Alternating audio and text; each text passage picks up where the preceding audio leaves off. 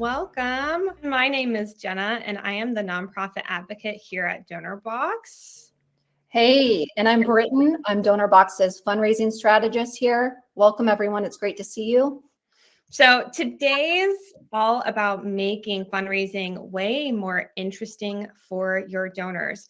We call this experiential fundraising, also known as experience-based fundraising. You'll hear us flip-flop between those terms today. So basically, it's just creating experiences that your donors will love and remember. We are living in a world, you guys, where the same old fundraising tricks don't always cut it. So our agenda is our roadmap for breaking that mold and doing things a little differently. So first, we're going to explore the shifts we're seeing in fundraising. So out with the old and in with the new, possibly. And then it's about crafting experiences and how that builds trust in the donor relationship. We're going to sprinkle in some real world examples, success stories from our own Donorbox users. We're going to geek out a little bit and talk about some tech enhanced engagement. And then we're going to have an interactive activity to help you brainstorm some unique experiences that will fit your nonprofit and your unique context. So you're going to have to get ready with a pen and paper, or you're going to have an awesome downloadable that you can use and type in as we go along. And then we're going to wrap up with a special offer just for you and a practical action and some Q&A. So to kick us off, I think Britt has a question for all of us. I do. So we're going to go ahead and do a temperature check here in our virtual space, throwing out a question for all of us. How engaged are your donors? Are they extremely engaged? Are they pretty engaged? Britt, I have no idea, or not very engaged. Take a few seconds. We're going to give it 30 seconds. Drop an emoji in the chat. We'd love to hear what y'all are saying. We got a variety of some great responses, a lot of unsures. That is completely okay. We're going to give some tips in the next couple of slides. Thumbs down, extremely engaged. Ooh, Christian, I love the party. Very engaged. Well, that's great. I think this is a really great segue to kind of get started and dive in. And I'm not sure about you, but I've noticed some major shifts, right? There are these significant shifts happening in our space as fundraisers. And let's go ahead and talk about this a little bit more. You know, the last 15 years, I've been in the public sector space, 8 of those years in the trenches, navigating ED and development director work. And I don't know about you, but I've relied on kind of these very traditional old school tactics to fundraise, right? We all have our beloved Day of Giving Tuesday, our year-end campaigns, gosh, our annual galas and auctions, and then you got direct mail. And let's not overlook all of those cherished fundraiser events that we put so much effort in, right, to organize. For whatever reason, they really hold kind of this soft spot in our hearts. But I want to shake things up a little bit. My husband might tell you I'm quite a bit of a troublemaker. Let's take some time to reflect. Are these in-person events? Are they still important? Are they still relevant? And are they still impactful as they used to be? So let's go ahead and kind of break out the data. This is data from a variety of sources, nonprofit source, Eventbrite, and Giving USA. There's some great news here. 83% of nonprofit organizations, they still believe in the power of these in-person events, right? 83% of these events, they make up our fundraising strategies. We also know that they rake in a great deal of money too, right? The average donation at these events, it tops off at nearly $200. We also know that 56% of donors show up. They prefer to show up to these events, which is huge, right? Not too shabby of statistics. But, you know, let's not get too optimistic. There is some great recent data in Giving USA published in Q1 that kind of signals some problematic, concerning trends. And that is, last year, we saw the lowest individual donor giving in 4 decades, guys, 4 decades. Giving Tuesday, it's this renowned global day to contribute, right? Giving Tuesday in 2023 also took a hit, 10% drop in donors. What does that tell us? What does that tell us, right? It's obviously signaling that something is happening with our donors in terms of their behavior. You know, what do we know about our donors, right? And we can make some guesses. Donors, they're still living these very busy lives, right? Our attention spans are shorter. We're kind of being pulled in various directions. And if I'll be honest, I'm pretty sure that nonprofits right now, as we're speaking, they're vying for your donors. And so all of this kind of points to the fact that relying heavily on in-person events as kind of our sole go-to, be it all, it may not be the smartest move, right? In terms of capturing our donor attention and their loyalty. And I'm not sure how many of y'all invest. I'm big into investing. I would say it's kind of time to pivot. We really need to diversify.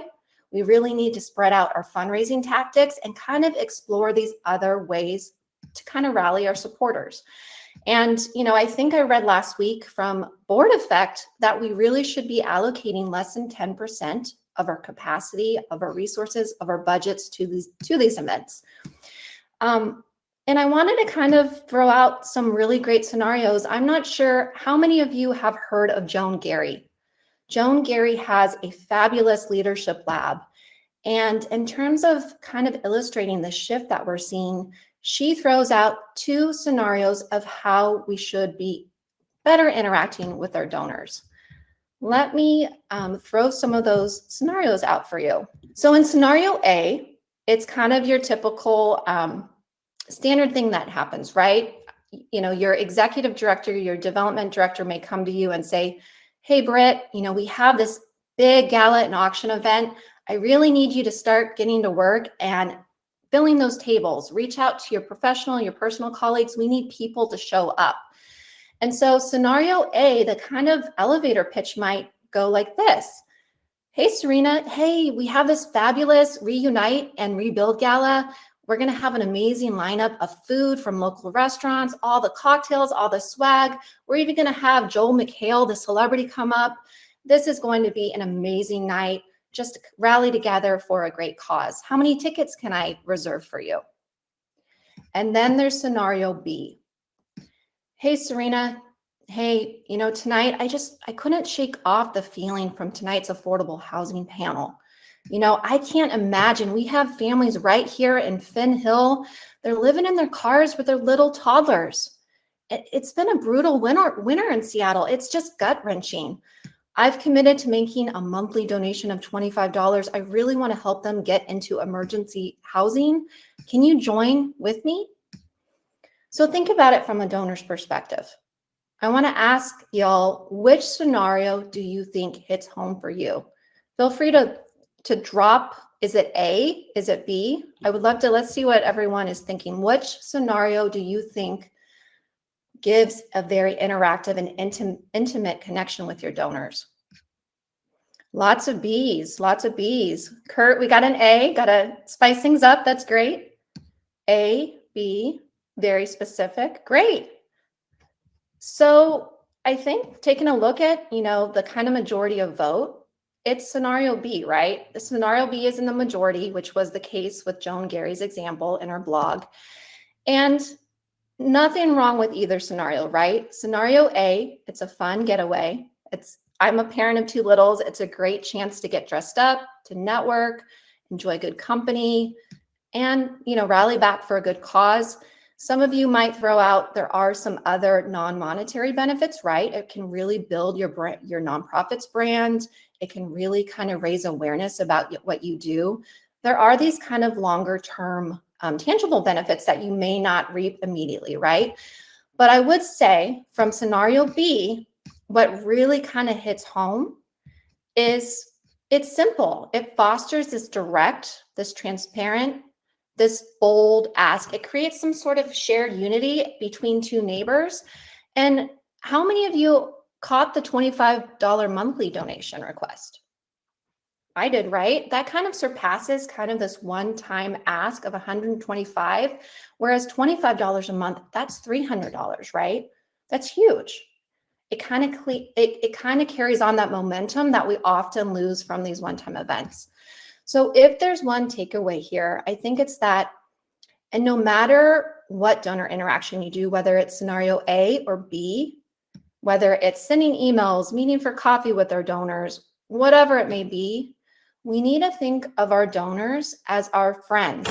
I know that sounds controversial, but beyond the ask, beyond the transaction, we really need to get to know them, create some sort of shared goals and collaboration. And most of all, be authentic, right? Be real and humble about it. So Jenna, would you like to kind of dive into this fancy word of experiential fundraising? Yeah, you got it. Thanks, Britt, for those examples. So I think that this sets the stage perfectly for our discussion. The big question is how can your nonprofit stand out in a world where donors are becoming more discerning, right? And those traditional fundraising methods aren't always as sustainable, right? These one-time events, they may just give one time. You want sustained support. So this is when experience-based fundraising enters the chat. And so again, experiential fundraising is what we call it. And it's really a strategic approach to address the fundamental problem of donor disengagement. So what exactly is this big fancy term, right? It is not just a trend, you guys. It's a transformative shift. So while traditional fundraising methods definitely have an undeniable impact, there's nothing fundamentally wrong with them, but they sometimes miss capturing that sustained donor attention and forging those long-term connections that we're all looking for from our donors. And when you're using experience-based fundraising methods, that's when it becomes a necessity, not just an option, right? That's how you really engage your donors. It is about immersing your donors in tangible experiences that align with your cause's mission and your cause's vision and values. And by going beyond that traditional online donation ask or conventional fundraiser, experiential fundraising creates interactions that allow donors to feel and deeply understand the cause that they're supporting. And it forges those emotional connections between your donors and your cause, and it transforms them from passive supporters into active participants, right? And your mission success. And it's really all about creating engaging spaces, so both figuratively and literally, right? That allow your supporters to experience your initiatives directly. So let me unpack the essence of experience-based fundraising. And we've already touched on these a bit, but experiential fundraising stands out by empowering donors through personalization, right? Personalized connections. Each donor gets a unique experience that speaks to their values and their interests, moving beyond fleeting emotional appeals to create deep and lasting connections. So it's say you have 1,000 donors, you're not curating 1,000 different experiences, but the way that they perceive that experience is very personal, right? They can interpret that in a way that's meaningful for them. And you do give them the options in ways to engage. And it stands out too by fostering that deep engagement through memorable interactions, right? So it provides that immersive experience that goes beyond that solicitation for a donation and turns your donor into an active participant rather than just an observer. And it also involves weaving authentic narratives into your approach. So this is storytelling, right? And it aims to create emotionally rich experiences for your donors and just tell a story that will really move them and stick with them. And these experiences should also provide convenience. We all expect convenience in our everyday lives. We are so busy. And you want to make it easy for your donors to engage with your organization and also contribute to your organization. It is not just a perk anymore. It is expected. And also flexibility, recognizing that donors have different preferences and ways of engaging and abilities to give. Flexibility in how they can do that, how they can engage, how they can contribute, ensures a broader reach and a deeper resonance. So when you do this well, and I promise we're going to bring this down to your level so you can see how it works for your organization. When you do this well, you can accomplish a lot of things. Donors are bombarded with appeals and requests for support and ways to get involved all the time, you guys. It is so easy to get lost in the noise. I know that some of you may be feeling that, but creating experiences for your donors will really address this problem head on. You will stand out in a crowded sector. You will foster that emotional investment and you will build those lasting connections. It's all about building relationships. It's not just those one-time donations that you're trying to secure. It's a journey where your donors become more than supporters. They become those advocates, the champions for your cause.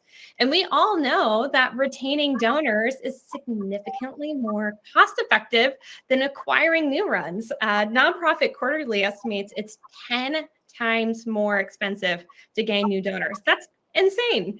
Imagine spending a large chunk of your budget and time acquiring new donors only to lose them and those funds at the end, right? So prioritizing your strategy on growing and building these relationships and retaining more supporters means that you'll save more money in the long run. And the longer that your supporters stick around and interact and contribute to your organization, the higher their lifetime value becomes, both monetarily and in measures of commitment and engagement. And who does not want that, right? But again, I don't want to talk just big overarching concepts here. I know that this may sound a little intimidating, I guess. So we want to give you some concrete examples of real Donorbox users that have done this really well. And I think that you'll find that creating these types of experiences doesn't have to be very complicated at all. So Britt, I'm going to pass it back over to you. Yeah, happy to take it away. So first on tap, we have a fabulous nonprofit right in Raleigh, North Carolina. Shout out to anyone in our audience located there. They team up with local churches and they provide a variety of direct services to refugee and immigrant families. And let's go ahead and take a look at how they kind of innovated their fundraising approaches. They basically use Donorbox. We have a fabulous tool, an events tool to kick off a taste and see event from 5:30 to 8:30. What I liked here is they really made it accessible. They offered different price tickets. You'll see right on the right side, early bird deals and flash sales. And, they also kind of stepped it up and modernized, and they offered e-tickets and QR codes for easy check-in on the day of the event. At the event, they really partnered with local Raleigh restaurants to kind of donate in-kind donations through food. They hosted a cultural exhibit and they also put on some great entertainment. It was really kind of a laid-back event. Guests could come and go as they pleased and kids were welcome. And I would say, even if this was their first time event, it was a hit, right? They fundraised $13,000. They attracted 216 new potential donors. And we also know that each donor gave about $120, which I would say on average, that's big. Jenna, what do you want to pull out some key elements that you think made this event immersive and special? Yeah, absolutely. So what I think truly set Refugee Hope Partners event apart and what turned it into that immersive experience that we've been talking about were a few key elements. So again, the creativity with their tickets. They offered their tickets at different prices, including those early bird and flash sales. And their ticketing strategy provided a variety of options for donors, which let them choose to participate in a way that was comfortable for them, right? So it maximized that participation and the revenue. And we're talking about convenience and flexibility. This is a great way to do it. And a fun fact here too, about 75% of fundraising events rely heavily on ticket sales for revenue, right? So this really underscores the importance, I think, of having a strategic ticketing approach for event success. But beyond this, they offered, again, convenience. The event only lasted a few hours. They accommodated people with busy schedules. It was family friendly and open to anyone. And it really fostered a more inclusive community. But what I love the most about this event are those multi-sensory elements. They incorporated cultural elements such as that food. So it wasn't just any catering. It wasn't, a chicken and mashed potatoes and broccoli. It was global food. And they had cultural performances, music, art, really bringing their cause to life in a way that was true to the mission and the people that they're serving. So it not only enriched their storytelling, but it engaged attendees on a deeper level, and it tapped into all of their senses. They're tasting, they're feeling, they're hearing, they're seeing, right? And that's really a good indicator of having an immersive experience. So that, I think they did that really well. And by the way, we have a really handy event planning checklist to share with all of you. So if you are planning to host an event that raises awareness and funds, we can help you out with that. So I'm going to go ahead and launch that link now, and you can grab that right there in the corner of your screen. Awesome. Thanks, Jenna. So another great case study. We serve nonprofits globally. This is a UK-based nonprofit called Man Down Cornwall. And I love what they do. They're really focused on supporting men's emotional and mental health through a variety of services. And they kind of stepped it up a little bit with their normal campaigns. Instead of sending the regular help me emails, they made it fun. They kind of enabled our peer-to-peer feature in Donorbox. And you'll see here in this beautiful graphic, they had a leaderboard. They offered some cool incentives and prizes. And they probably didn't even know this, but this kind of taps into the ethos and the philosophy of why people give, right? They're not just doing it to donate or for self-interest reasons. They want to be part of this greater team and a greater movement. And, you'll see tank recruitment. They pulled in about $4,800 US. Luis came in second. Third was Coastline. They raised, what we know from the data, looking at the data from their account, they raised nearly $200,000 from about 3,000 donors, thanks to this very small pool of 110 fundraisers. That's huge, right? That kind of speaks to the collective impact of these individual small donations. Jenna, do you want to throw out a few key elements from this particular campaign? You got it. Anybody who's tuned into Donorbox Academy webinars knows that I am such a nerd for peer-to-peer fundraising. This is such a great tactic to engage your community.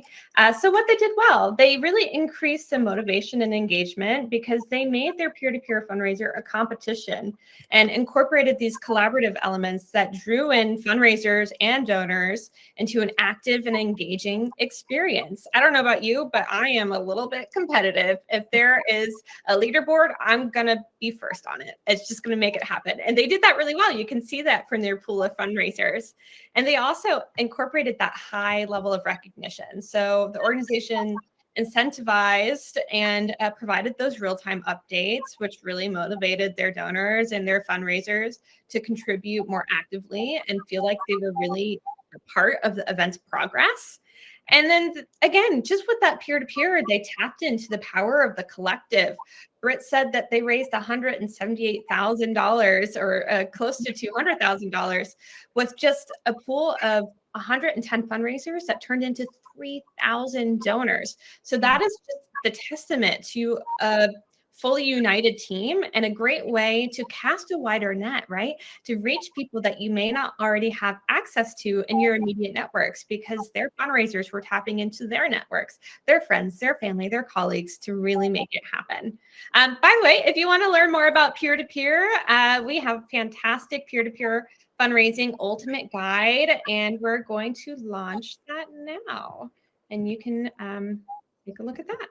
And we've got one more example for you. Yes. Finally, on tap, I'm very impressed with what Asclepius did. It's a snake bite foundation. Can you imagine, guys?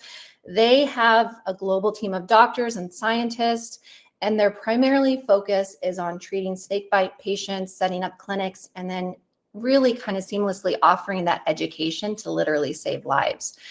And what I love here, what they did using Donorbox, is the foundation kind of launched their first special exclusive club through a membership program.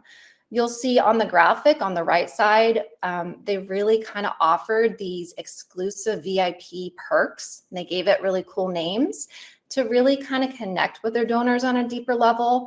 And taking a look at their data, Jenna, fast forward to just last year, this program grew by a massive 333%. They have 211 members in just a few years.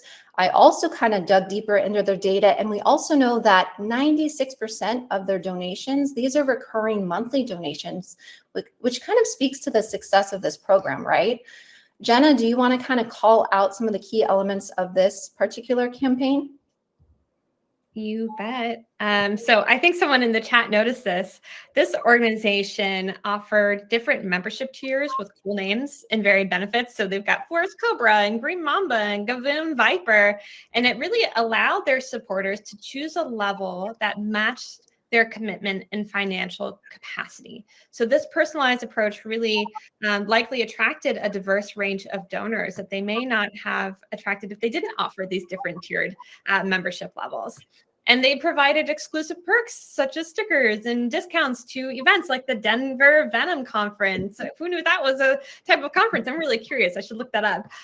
They also included virtual meet and greets and quarterly newsletters. And it really, offering those types of perks makes supporters feel seen and special and connected to the foundation's mission because they know that they're the only ones that are getting it, right?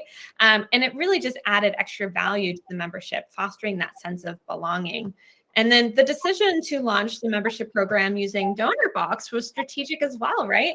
It gives donors that control over their recurring contributions, such as updating or canceling whenever they want. And this level of autonomy likely contributed to building trust with their supporters, right? Being able to do that on your own is great. So, all right, now that we've shared some real success stories, I want to discuss really quickly just how using technology wisely can help you modernize your fundraising practices. These organizations did a great job of doing that. But so create these experiences that donors will not only enjoy, but remember long after they're over. Yeah, I think to build off of that, Jenna, they did a fabulous job. And I would say that some of these tools, they're not necessarily rocket science, right? You might be already using them. But what I love about them is they're readily available, right? They're accessible. In many ways, they're affordable. And they have kind of this real power to kind of elevate and build those deeper connections with your donors. So let's talk about some of them. The first one I'm throwing out is text to give. I don't know about you, but I know when I receive a text notification, when it goes off on my phone, I just feel compelled to respond, right? It's like this instantaneous, it capitalizes on this simple way to respond. And that's basically what text to give kind of replicates. It's a perfect way, we're all extremely busy, but to kind of create that tangible connection with those who are your supporters. Next up, we have a fundraising goal meter. You know, it's just a fantastic, nifty tool that we can add on our donation forms. It keeps your donors excited. You know, I might see my friend on the donation page chipping in, and, you know, it encourages people to want to give. And I think here with this tool is we're living in a time of skepticism, right, of the nonprofit sector.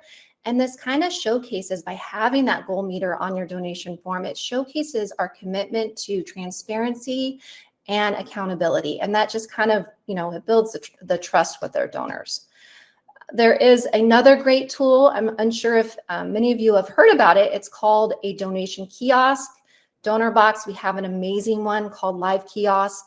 And what this looks like, think of your in-person events, is there's a really sleek and modern physical setup where donors, whenever throughout the event, whether it's cocktail hour or after, they can swipe, dip, tap, they can use those digital wallets and just give whenever it works for them. And we, you know, that kind of goes into what Jenna talked about, which was that flexibility in the convenience piece. And, you know, we all love QR codes. If you're tuning into Apple TV, they're everywhere. And so QR codes are great, whether it's at your events or putting them on your marketing materials. Your donors can scan that code using their mobile device, and in a few seconds, they can make that donation seamlessly. What other additional technologies is everyone using? What are you currently using? What are you using to enhance your donors' experiences? I would love to see what everyone thinks. Yeah, and I would say too, I'd encourage you to think beyond fundraising technology, Right. right? So, what technology are you using to engage your donors in any type of way? Um, Something that I wrote down here, and I'd like to explore this more. QR codes for sure, Heather says. For me, we've seen some organizations use augmented reality, or I need to learn the difference between virtual reality and augmented reality. We've seen some organizations that are a little bit more tech savvy use that, right? And let's see. And Jenna, I'll build to that. I've seen it a lot where this walk and talk tactic of storytelling. I don't know where it came from, during the pandemic, but a lot of people are storytelling through these walk and talk series. And I just discovered 2 free tools, Vidyard and Loom, where you can record an audio message while you're walking your dog or whatnot, and kind of send those to your donors and connect with them on this personal level. For whatever reason, people are really into it because it builds off of that authenticity that we're talking about, that raw and the real. And and I'll Yeah. tack on to that. Memory Fox, they're great friends with Donorbox. They have a wonderful platform that helps donors engage more on that video content level too, right? They're giving them prompts and letting them share authentically, and that makes you feel very deeply connected to the cause. So, great. There are some good examples here, and we've got some more for you. So, Yeah, great. I think this kind of sets the stage for the group activity we're about to do. But it talks about how do we create these authentic experiences with their donors, right? And we all know all of our nonprofits, the causes we support, the supporter bases we have, the leaders within our entities, they're all unique, right? Unique as a thumbprint. There's no one size fits all solution. You know your nonprofit's best, but I think kind of general advice for you is that authenticity, that personalization takes stage. And so I want you to think about the fundraising tactics that help you raise money, and think about all of the values and the principles that really embody the work that you're doing. Right here in Seattle, that can look like we have a community day of outreach where our state's 211 directory of human service agencies, we put on a major day to give back to families experiencing homelessness. Another immersive event might really be more theme-based and fun. It could be a superhero charity run supporting cancer patients. People running in that event might dress up as their favorite superhero, Spider-Man, the Hulk, if you have a son like mine who loves them. But it's basically, what do your supporters love? And how are you ensuring that your experience highlight what they cherish, highlight what makes them tick and what motivates them? And so I think this is a really great segue. Jenna, do you want to get that group activity started with everyone? Yes, you bet. So guys, to guide you through this process, we have a donor experience brainstorming workbook. You can download it here on the right-hand side of your screen, or you can grab a pen and paper. I would love for you to follow along with us. And this is going to give us a quick overview of how you can tailor experiential fundraising to your organization's unique context and your donors' values. So I'll give you a minute. Give me a thumbs up in the chat when you're ready to go, and we'll start walking through this. And this activity will really help you translate these big concepts that we've discussed into a little bit more concrete strategies tailored for your organization. Yes, I'm loving the thumbs up. Has anybody else's Mac done the update and you go like this and then there's fireworks? I don't think it's doing it right now, but great. Awesome. So in fundraising, we've said this a lot. Authenticity is everything. Authenticity was the word of the year last year. So your mission, your vision, and the values are at the core of who your organization is, right? So first, we want to make sure that your experiences are rooted in these foundational principles. Yes, I'm so glad to see everybody's ready. So this should be easy. This should be so easy peasy. First, you're going to write down your mission, and feel free to drop it in the chat if you like, or just write it down in your workbook or on a piece of paper. So for this example, I'm saying that we are a wildlife sanctuary. So your mission might look like this. We rescue and rehabilitate wildlife, offering a sanctuary for injured, displaced, and orphaned creatures to thrive in their natural habitats. Easy. If you don't have your mission memorized, commit it to memory, you guys. Now you're going to write down your vision statement, right? So for this example, our vision statement is to create a world where every rescued creature enjoys a life of well-being and freedom in their natural environment. Okay. Now this is where we take a little bit of work. And thank you for sharing. To inspire and transform individuals, communities into thriving, cohesive cultures. Amazing. Thank you for sharing. So now this is where you do a little bit of work. You're going to look at your mission. You're going to look at your vision. Do you see any themes, recurring words?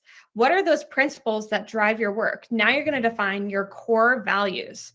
So for this example, I said, well, compassion. We're taking care of animals. Rehabilitation, education, because we want to teach others about this. Protection and respect, right? These are all good examples. So in the chat or on your workbook or both, give me 3 core values of your organization that really encompass what your organization is all about. And I'm seeing some great examples in the chat here. Amazing. Thank you so much for sharing, everyone. Commitment, respect, excellence, empowerment, diversity. Fantastic, Julie. These are wonderful. What else, you guys? Opportunity, inclusion, play. Oh, I like that. That's fantastic. Good. Okay. So if you haven't already defined your core values at your organization, you've done it now, and it just took a few minutes, right? Community connection, inclusion, mental health awareness, compassion, empathy, cultural sensitivity, inclusivity. We're seeing a lot of themes here. This is great. Thank you, everyone, for sharing. I'll give you just a few more seconds here to share because I'm loving this coming in. And then we're going to move into step 2 of our activity. Unity and love, diversity, connection, benevolence, core values, opportunity, generosity. You guys got it. Relaxation. Yes, Martha. I want to learn more about your organization. This is fantastic. Thank you, everyone, for all this engagement. All right, now step 2. We're going to do a little bit of work here. This is a good point to start when you already have your values in focus, right? So we're going to dive into now understanding and knowing your supporters. So this step is crucial because you want to make sure that your audience and your experiences, they hit the right chords, right? So this is going to take a little bit of work. First, you're going to define 2 of your existing donors. So these are the donors that you already have in your database. Your most active donors, maybe, or your most engaged donors, or your donors that have been with your organization for the longest time, most consistently. Who are they? What are they like? What stands out about them? Think about those patterns and the commonalities. And you probably don't have your donor database open right now, right? So for now, I want you to write down just a general idea of who 2 of your current donors are. I hope that you can name 2 of them, right? So write down a few things. What's their name? How often do they give? What do they care about? Can you do that? And then you're going to create your ideal donor persona. And we could have a whole webinar just on this. But for now, we're going to breeze through it. So we're asking, who is your perfect donor? Who is that person that will donate to your organization? You see that donation come in and you are just jumping up and down for joy. You're like, yes, this is our major supporter. What is that person like? So when you're thinking about this ideal donor, consider things like their age, their location, their occupation, their income level, their gender, their hobbies, what drives them to support your cause, what are their emotional triggers, right? How do they like to communicate? Via email, social media, phone, snail mail? How will they engage with your organization? How often do they donate? Do they participate in your events or special campaigns? Do they have influence in the community, whether it's the real world community or online community? What communities are they even a part of? What experiences do they find meaningful, right? So while you're working on that, I know it's a lot to think about. I'm going to share a few examples with you. So let's put some faces to these groups. First, you might have your existing donor. Number 1, let's call her Sarah.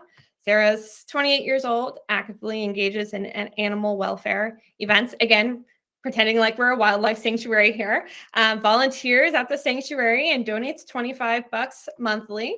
Sarah is passionate about wildlife conservation and actively shares your organization's content on social media and prefers email communications. Now, existing donor number 2 is Mark, 45 years old, a corporate partner, giving $500 quarterly. He's interested in those high impact initiatives, prefers phone calls or in-person interactions, and has attended your fundraising galas in the past. And your dream supporter, maybe that's Anne, 35 years old, a nature lover, deeply committed to wildlife conservation. She is a social media influencer making $100K a year with a huge following, interested in environmental causes. She seeks those unique and immersive experiences that she can share with her audience. So maybe she does this by occasionally attending on-site or virtual bird tours and then sharing the behind the scenes with her audience. She commits to those monthly recurring donations and the occasional one-time contribution for special campaigns, and really values the convenience of digital wallet options like Venmo, right? Millennials. So that could be a bit of your supporters. Anybody want to share who their perfect supporter would be in the chat? And as you're doing that, think about your supporters, think about your core values. Now it is time to get creative. Let these ideas flow. This is where you're going to brainstorm unique fundraising experiences that will bring together your organization's essence and cater to what you think your supporters will truly love based on what you know about them, right? And you're saying, Jenna, I don't know who my supporters are. Send out a survey, you guys. Send out a donor survey and learn what they love and what they care about. Now, in this phase, we're going to throw any idea that comes to mind. Don't be confined by limitations. Let your imagination go wild. You can think about events, membership programs, newsletters, fundraising competitions, anything that aligns with your organization's values and your donors' interests. And we're just going to aim to generate maybe 3 ideas really quickly. And refinement's going to come later. So think as big as you like, but keep it aligned with those values and with your supporters. So here are some examples that I came up with to jog your creativity. Again, imagine our organization is a wildlife sanctuary. So idea number 1 that I came up with was an animal pen pal program. So perhaps this organization pairs supporters with rescued creatures for ongoing virtual communication about their rehabilitation. Maybe there's an interactive quiz on this website so that supporters can find their unique match to their special wildlife creature, right? So this organization will share updates and photos and stories each month. Maybe that's via email, maybe that's snail mail, whatever works, right? And maybe there's a component where they receive a special postcard with the animal's footprint or whatever that may be. So that's idea number 1. And think about that. That's tangible. That's interactive. It feels very personal. If I took a quiz and they paired me with a giraffe and said, Jenna, a giraffe is your perfect animal, you know how pumped I would be, you guys. Anyway, idea number 2, perhaps it's a virtual habitat makeover challenge. Engage supporters in a challenge to enhance an animal's habitat with a virtual design challenge. So perhaps you charge a fee to participate, provide guidelines on what needs to be done to that habitat, what needs improvement, and then select the winning habitat design. Maybe there's a voting process on social media, and then give the winner a shout out on social media and in your newsletters, and then launch a crowdfunding campaign to fund the real makeover, right? And then number 3, perhaps this is a wildlife guardian expedition. So inviting your supporters in the heart of your wildlife care. And this could be an in-person experience where you invite the supporters to actively engage in the daily activities that contribute to the well-being and conservation efforts of the animals that this organization supports. So anybody have any ideas that they would like to share? I know I only give you a minute to do that, but anything right off the top of your head that came to mind for your organization? And see, these are all across the board. You can really go as big or as small, depending on your resources. Let's see. Christy, thank you. That is a great donor persona. Loves food. Yes. Prefers. This is fantastic, Christy. This is exactly the thoughtfulness that you want to put into crafting your ideal donor persona. This is fantastic. Any ideas, any experiential fundraising ideas anybody would like to share?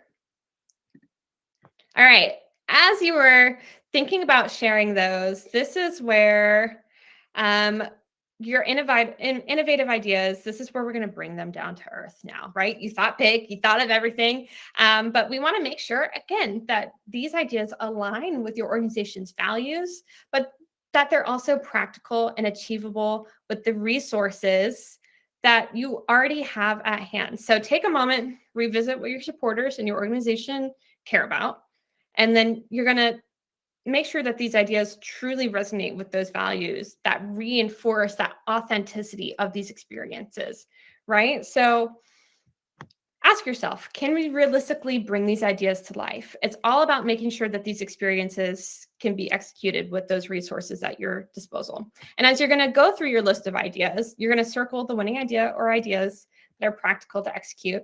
And then this is going to build the foundation of your fundraising experiences. So let me give you an example of my thought process here. So the virtual habitat makeover challenge was the winner for me. It's aligned with our mission of promoting animal welfare through engagement. And this idea would really resonate with the supporters who enjoy creative challenges. Feasibility is high because it leverages virtual platforms, and we're really trying to grow our online audience. And we've got, some great influencers that follow us that can help us with it. And the impact on animals is really meaningful, right? Because they get a new habitat out of it. Now, maybe the Wildlife Guardian expedition is not as practical right now because this experience involves logistical challenges such as space limitations or having to manage the participants. Maybe we don't have enough staff for that, but it could also be a liability issue too, right? Maybe there's certain certifications you have to work with wildlife. So overall, not so practical, but maybe this could make a good virtual reality experience. So do you have a winning idea, you guys? Drop it in the chat for me. We will have local sustainable art vendors, crocodilians, raffle, and amazing handmade cocktails. Yeah, this is cool. I'm just looking in the chat, you guys, really quick. Awesome. Okay, so now you've identified this winning idea, or if you haven't yet, don't worry. This is something that you get to take home with you, right? But this is great. This aligns with your mission, your vision. It's feasible, but it's time to do the nitty gritty now, right? There's the devil's in the details. So you've really got to detail out those concrete steps to bring this experience to life. Now, we do not have time to work through all this detailing today, but Britt is going to give you some homework to help you turn this idea into a reality. So Britt, I'll pass it over to you. Yeah, thanks, Jenna. So we're going to bring it home, everything we've talked about, right? Oh, we all love homework. My suggestion is set aside 1 hour, and it has to be this week, right? We all know we're so busy, and if we move this to next week, it's not going to get done. So set aside 1 focused hour to finish up this worksheet. And then it's similar to project planning, right? You're going to start to outline these experiences, all the nitty gritty, who's your target audience, right? Establish some SMART goals, strategic, measurable, attainable, realistic, time bound. What are all of the tasks that need to happen, right? And don't forget all of the small tasks that probably fall through the cracks. There are some great project management tools out there. You can keep it simple and use some of the project management tools in Excel. There are some great project management apps like Asana or Monday, but bring these major tasks to life. Think about who's going to take the lead on these tasks, set those hard deadlines, and of course, don't forget to share the project plan with your team members because you want everyone to be on the same page, right? And so basically that's pretty much wrapping it up. We're kind of taking this brainstorming activity, what we did today, and you're going to work on it this week for that hour and start to bring those ideas into a concrete plan. Just today, we have 2 fabulous teammates, Kara and Lindsay, on our call, and they developed a great blog that we just published today on experiential fundraising. That's going to help you kind of build to this activity that we're driving home today. Jenna, can you launch that link right now? You got it. That is in the lower left-hand side of your screen. You can click that, and you can also go and explore the Donorbox nonprofit blog while you're there. We have lots of great articles. For those of you who are looking for the brainstorming activity worksheet, Kara just dropped the download link there in the chat, so you can go ahead and download that. And before we dive into Q&A, I would like to share a special offer tailored just for you because you attended this webinar today. At the heart of creating extraordinary experiences for your donors, again, is that opportunity to offer them flexibility and convenience, and to really help you seamlessly enhance your events and other in-person fundraising experiences. We are thrilled to present a special deal on Donorbox Live Kiosk.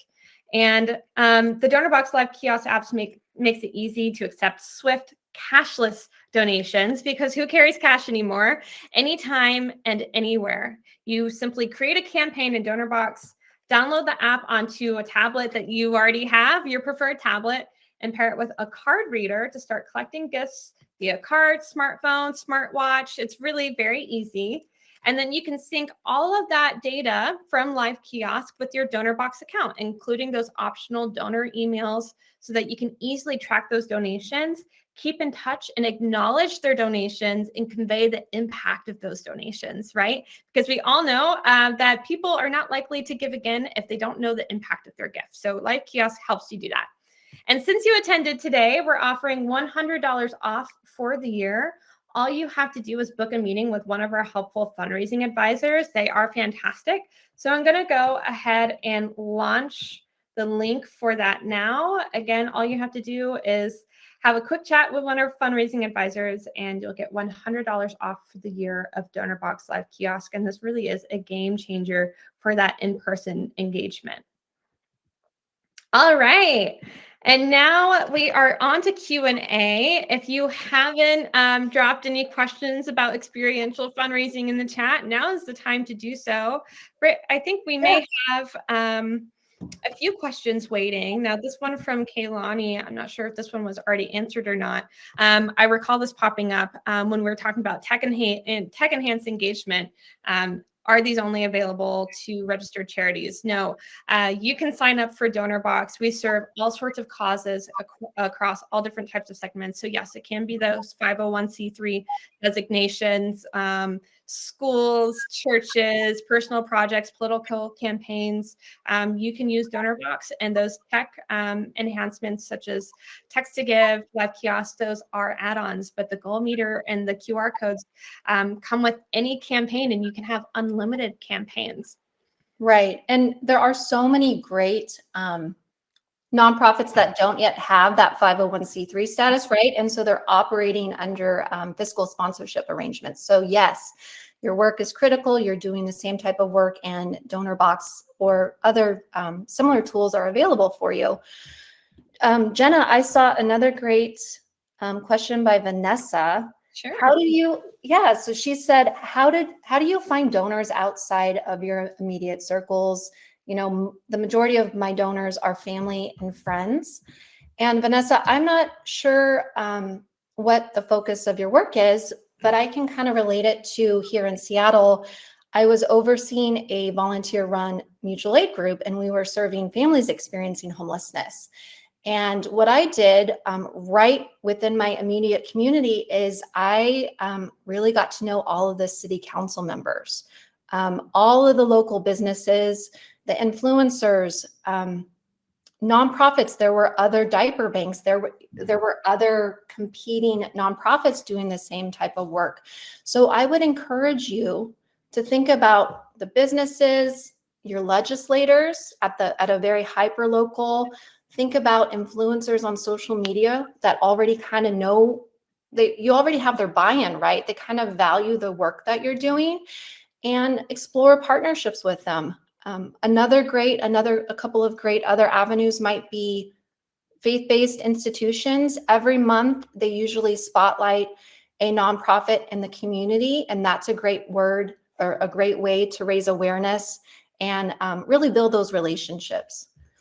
Jenna, do you have anything else? Yeah, I think those were great tips. And what I'd add to this. If you are a little bit more techie and you're really wanting to take a deep dive into growing awareness of your cause and growing your supporter and donor base, taking a look at Google Ad Grants, and maybe Kara or Lindsay can drop a link from our blog about Google Ad Grants. You can put out ads so people find your organization. If they're typing in whatever the keywords are that your organization is, you will pop up at the top of Google, right? So it also comes with a level of visibility. Making your organization visible. That also means making yourself visible in the community, showing face, right? And then I'd add peer-to-peer fundraising, casting a wider net. You can take a small pool of fundraisers, and then they're going to go and they're going to branch out and connect with their networks as well. I hope that helps. Now, I love this question here. How do we assess the interest of people when figuring out these creative events?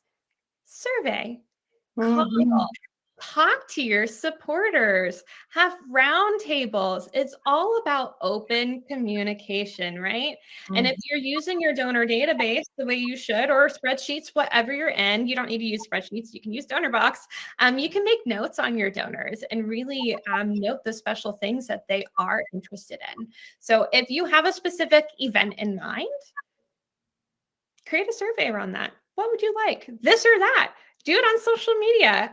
Create a newsletter out of it. You can really get creative, but the key here, I think, is just open communication, really talking to and getting to know your supporters. Britt, anything to add to that?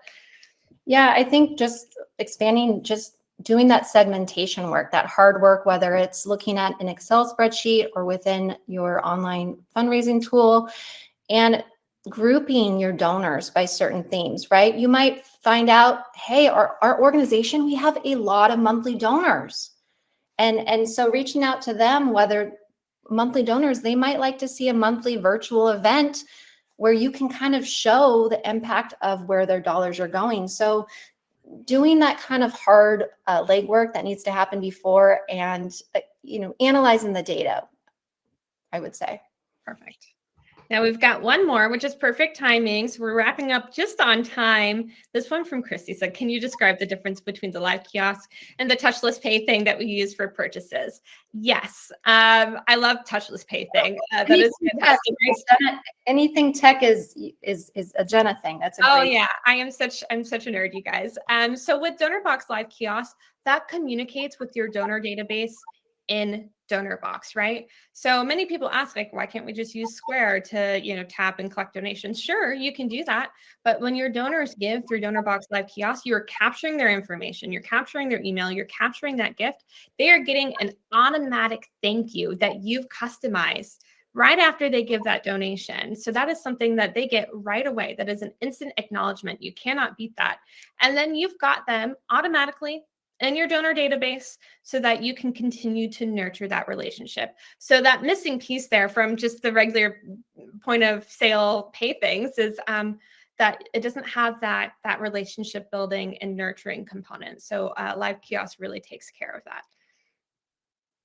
And yes, Julie, this will be posted on YouTube later, and we will be sending everyone who registered the recording with the links to these resources, the downloadable workbook if you missed it, the blog, all sorts of great stuff. So, hey, Britt, we are at the top of the hour. Everyone, I want to thank you all for taking a little bit of time on your busy Thursday to spend with us. We know that the work that you do to serve others is so incredibly important, and we are so proud to offer the tools and resources to support you in that mission. So thank you very much. And thanks, Britt, for joining me in this. And Kara and Lindsay in the chat. Yes, thank you, everyone. It's great to see such a great crowd. Have a beautiful week. Bye, everyone.